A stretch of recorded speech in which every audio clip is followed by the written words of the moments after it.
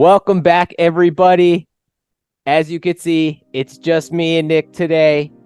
It's Saturday football, so it's weird anyways, right? You have an NFL on Saturday, so of course we're down one of our co-hosts, Chris Billings. He doesn't even believe in this. Even though his Broncos are playing on Saturday, he's like, Saturday football, I'm not down with this. So hopefully we get him back for the Sunday picks, man. Right, Nick? What's the goal here? Yeah, I mean, I hope we do too. I think all last week he was calling everything Saturday games, and now that we actually have Saturday games, he's just nowhere to be found. That's it for our Saturday games. We will have our... Why do I keep saying Saturday games? Sunday games. Sunday games, god damn it. Yes, it's going to be our Sunday games. Right? Like, he's trolling us. He's literally trolling us. He's trolling you guys. Just talks about Saturday games. Saturday games show up. His team is playing in a Saturday game. Where is he? Is he at the game? I don't even know. Where is he at? Where is he at, Nick? Where do you think he's at? Because he's not here. I don't know. I think he probably got snowed in. All right. We're gonna go ahead and give him a winner thing. Okay. Speaking about being snowed in, speaking about being in over your head, let's talk about this Thursday night football game in which the Los Angeles Chargers got boat raced. Yes. The biggest boat race possible by the Raiders. 63-21. What are your thoughts on that game, first of all? Let's get to the game first, Nick. What was going on in your mind in that game? I mean, I didn't watch the game live. I was checking it on my phone, and it seemed like every few minutes I was checking that the Raiders scored again. I think they probably just scored again. So I thought for sure they were definitely going to hit 70. The way they were going, they were like 56 in the third quarter. I thought there was no way that they weren't going to score 70. Chargers gave their fans a little bit of excitement toward the end. There was that Easton stick bomb. That was sad, man. Yeah. Even their social media team was clowning them. And then Austin Eckler pointing for the first down when they're down 56 points. It's funny. I'm going to tell you what I found out. Antonio Pierce is a listener of this show. I am sorry, because he just was like, oh, I'm going to show you. He was running that score up, dude. Never taking his foot off the gas. I think that's what he said at halftime when they were up 42-0. I'm going to keep my foot on the pedal. I was just like, what is happening? Let's not bury the lead. That's bury the lead Billing style. Brandon Staley lost his job because this beatdown was so bad. He thought he should keep the job after the game, even though, like, I don't know what you're going to say when you get asked that question. But, like, man, this Chargers team, it's a long time coming, man. What are your thoughts on the Chargers finally firing Brandon Staley? I mean, you guys have been calling it for it all year. I mean, Chris, in that division, you saying that he's the reason why Justin Herbert isn't accomplishing what he should be. I mean, the writing was on the wall. I mean, there was announcers at halftime saying that the Chargers should call Brandon Staley an Uber, not even finish the game. It's just not surprising. Like, that team's underachieved. So much so, and I feel like Justin Herbert is like such a tease of a quarterback, and this is kind of giving him a pass, like you said, because these coaches have been so bad, man. So bad, and so, like, that's what's so hard. You need to have, like, one of the things, like, if you have a quarterback that's, like, a legitimate quarterback, you can evaluate the coach easy. So we know Staley's not a good coach. We know Herbert's a starter in the league. And sometimes it's the other way around. When you don't have a quarterback, it makes it really hard to evaluate the coach. This one was just like, I don't know. Like, at first, it seemed like he had all this support because he was aggressive and he would go for it on fourth down, even though when you shouldn't go for it on fourth down. But he was analytically driven and doing all this stuff. And he was a young wonder kid. He was on the staff with what's his name? The head coach of the Rams. I forget his name. McVay. He was on McVay's staff, and he was like some wonder kid or whatever. But like, their offense never was like special the entire time he was there. It was always, and their defense was always bad, Nick. Yeah, and he's supposed to be a defensive coach. Yeah, God, I don't know, man. I don't know where the Chargers go from here. I think they're gonna get someone from the New England organization. If they don't get Belichick, they'll probably end up getting Flores. Maybe. It seems like too smart to get Belichick. That's why I'm like, they're not going to do it. They're dumb. They won't do it. That's like the smart move. They'll just go get some coordinator. Mm-hmm.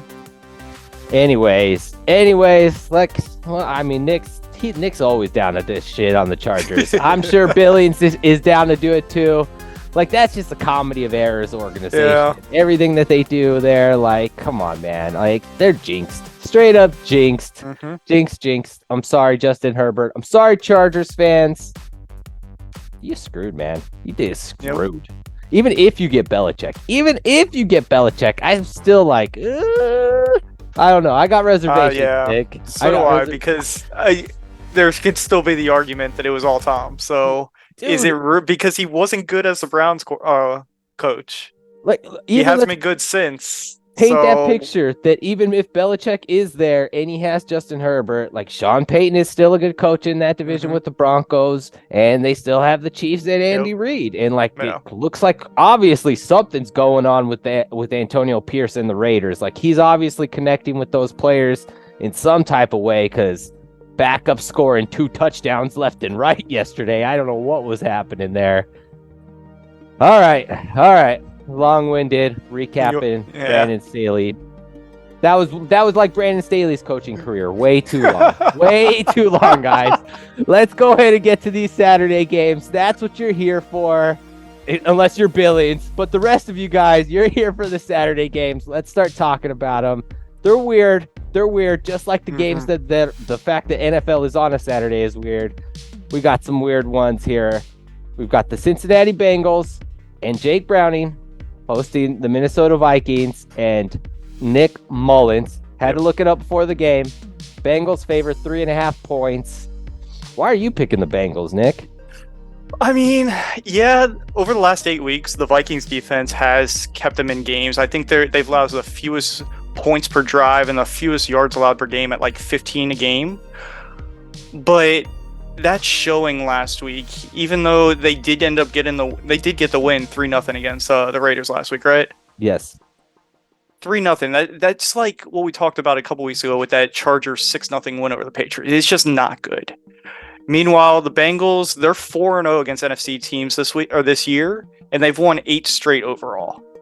Jake Browning, last 2 games, he's got 82% completion percentage, and they're at home. Yeah, I'm taking the Bengals. I think you're right on it, man. I agree with you. Like, we do this too much in this league, where like we focus too much on the week to week and we get lost in the minutia. And I want to be like, Jake Browning looks like a legitimate starter because he's played well in like 2 or 3 games. He's got a little bit of this, like, he looks like, I don't know, the poorest man's version of Joe Burrow.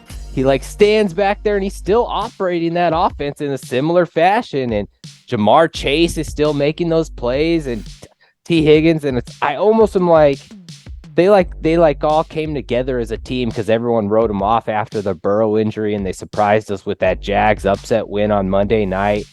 But it just seems like, to me, why I'm picking the Bengals, like, they seem more like a team that's like complete, and they like Browning's the dude the rest of the year. Like the Vikings, they're like, oh shit, everyone's figured out Dobbs. We can't score any points. We got to put in a new quarterback. And I remember Nick Mullins never really wowing me. Maybe he won some games with like the Browns, the Niners. I don't know, but that's why I'm picking the Bengals in this one at home. Seems like they're like more united and stuff. Like the Vikings, like, they got to put some stuff together. Even with the hook, I was like, nah. Weather will be a factor too. I don't like that. So it's a family play for us. Billings, he at least sent us his picks, even though he's not going to show up. So credit to him there. He is on the Bengals. Family play. Cue Vin Diesel, baby. All right. Speaking of Vin Diesel, let's get nitty and gritty here. This is a dirty game right now. It really is. This is a dirty game. If you don't, this is a football test game right here, because you got Gardner Minshew and the Colts hosting Mitch Trubisky and the Steelers. Yep. Colts favored 2.5 points at home.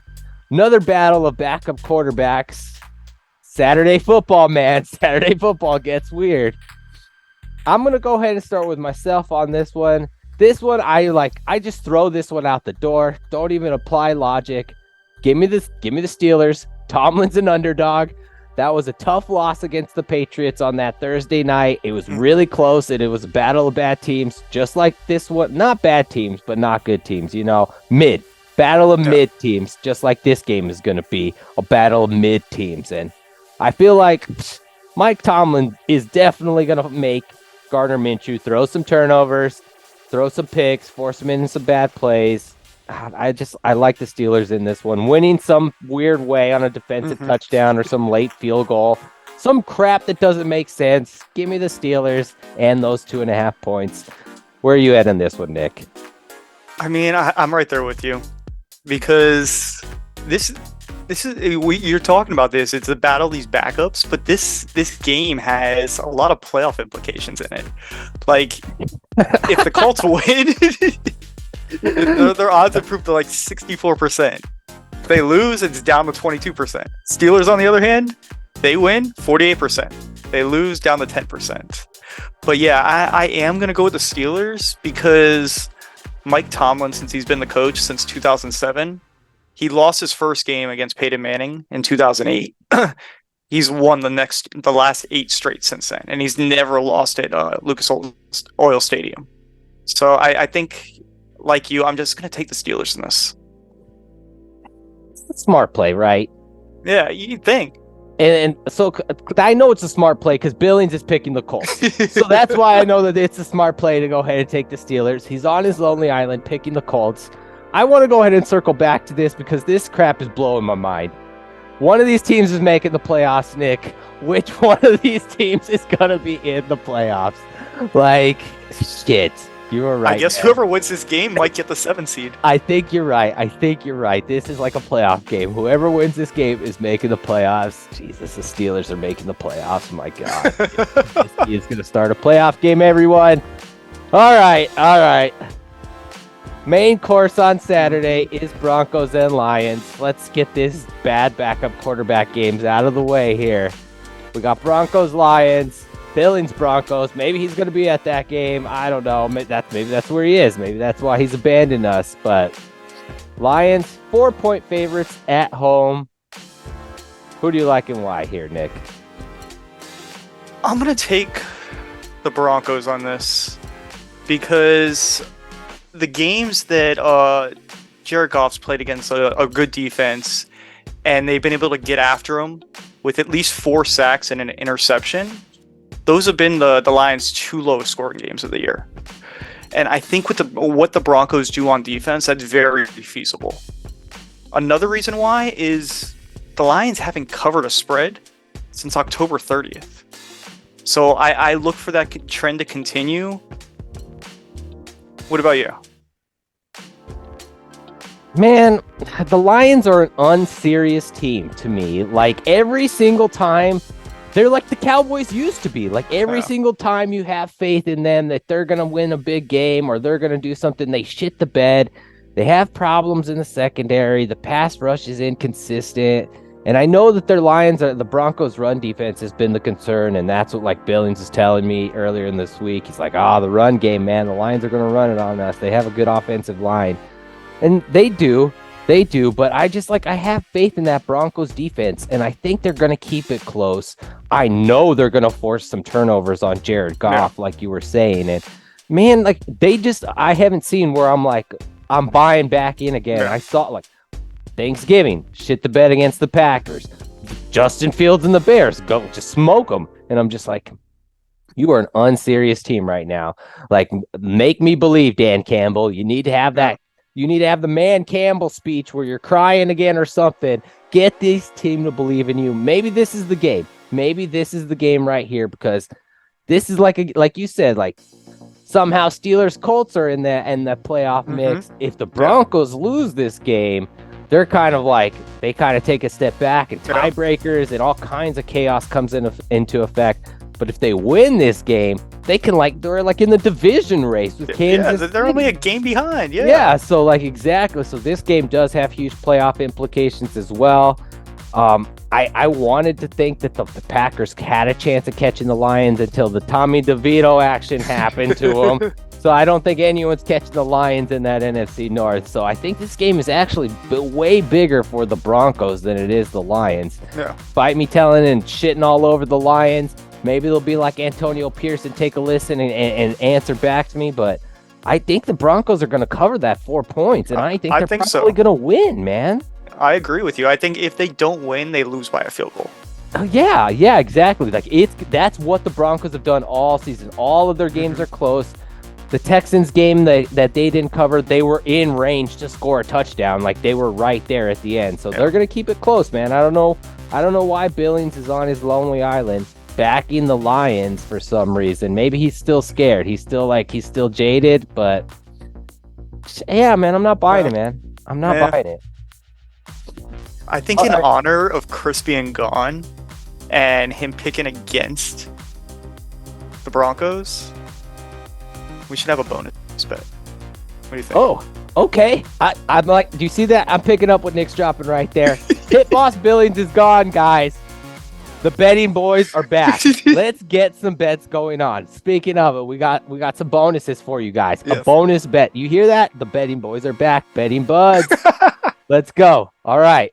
What do you got for Broncos Lions, Nick? All right. So you know how I love my anytime touchdowns. I think we should do Courtland Sutton because he scored a touchdown in each of his 6 road games. He has a chance to make it 7 in a row. I think there's only been 4 or 5 people ever to do that. So I like Courtland Sutton and then maybe like Sam Laporta. All right. So on Hard Rock, that's plus 550. Lock it in, man. Lock it in. I love it. Like I was just shitting all over the Lions secondary. Courtland Sutton is going to have the opportunity to make plays. Russ is going to throw that up to him. Sam Laporta is that little safety blanket for Jared Goff over the middle of the field. Don't know how confident I am in the Broncos linebackers. Dude, lock that in. That's money in the bank right there. Yep. That's money in the bank for you guys too. Sorry, Billings. Thanks for taking this day off. We're going to go ahead and get wild with the betting. Other than that, man, we gave you guys that bonus bet. I don't know if I've got any other bets to share. Got anything else to share with the fans, Nick? No, I think that's all we can say about this slate of games. All right. You can find us on the socials. Like, comment, share, subscribe. See if you can help us find Billings. I'm at Tony Parlay. That's at Nicopedia. And I think it's Billings Gate. Who knows where he is? Maybe it's Billings Space. We're trying to find him still. Let us know if you could find him. Leave the location in the comments where you think he is. That's the Week 15 Saturday Pick'ems. We're the Sports Buds. Thank you guys for watching. Let's sign it off, baby. Boom. Thanks for watching the Sports Buds. Be sure to like, follow, and subscribe.